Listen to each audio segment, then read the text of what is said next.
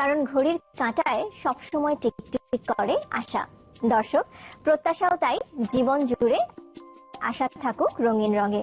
সবাইকে আমন্ত্রণ চ্যানেল 24 এর নিয়মিত আয়োজন ফেয়ার অ্যান্ড লাভলি কালার্স 24 এ। আর আপনাদের সাথে আছি আমি ফারজানা তিথি। সদস্য হিসেবে শপথ নিলেন ফেরদৌস।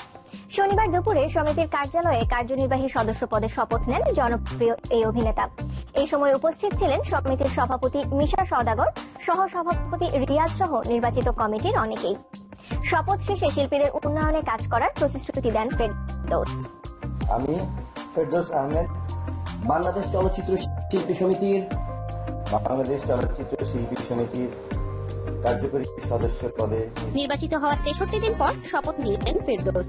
বাংলাদেশ চলচ্চিত্র শিল্পী ও চলচ্চিত্র শিল্পের স্বার্থ রক্ষায় আমার কর্তব্য পালনকে ব্যক্তিগত স্বার্থে দ্বারা প্রভাবিত হইতে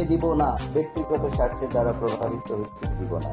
5 মে অনুষ্ঠিত বাংলাদেশ শিল্পী সমিতির দ্বিবার্ষিক নির্বাচনে কার্যনির্বাহী সদস্য পদে 269 ভোটে নির্বাচিত হন জনপ্রিয় এই নায়ক। কিন্তু ব্যক্তিগত কারণে এতদিন নেওয়া হয়নি শপথ।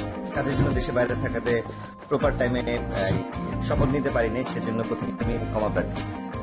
শনিবার দুপুরে বিএফডিসি শিল্পী সমিতির কার্যালয়ে আনুষ্ঠানিকভাবে শপথ নেন ফেরদৌস। এই সময় উপস্থিত ছিলেন সমিতির নির্বাচিত সদস্যরা। আমরা চাই প্রত্যেকেই সমানভাবে ইকুয়ালি কাজ করুক। সেখানে একটা প্রোডাকশন বয়ও কাজ করবে, মেকআপ ম্যানও কাজ করবে, ফাইটাররাও কাজ করবে, এভরিবডি শুড ওয়ার্ক। 90-এর এই অভিনেতা বলেন, চলচ্চিত্রের দুঃসময় মোকাবেলায় শিল্পী সমিতির অনেক কিছু করার আছে।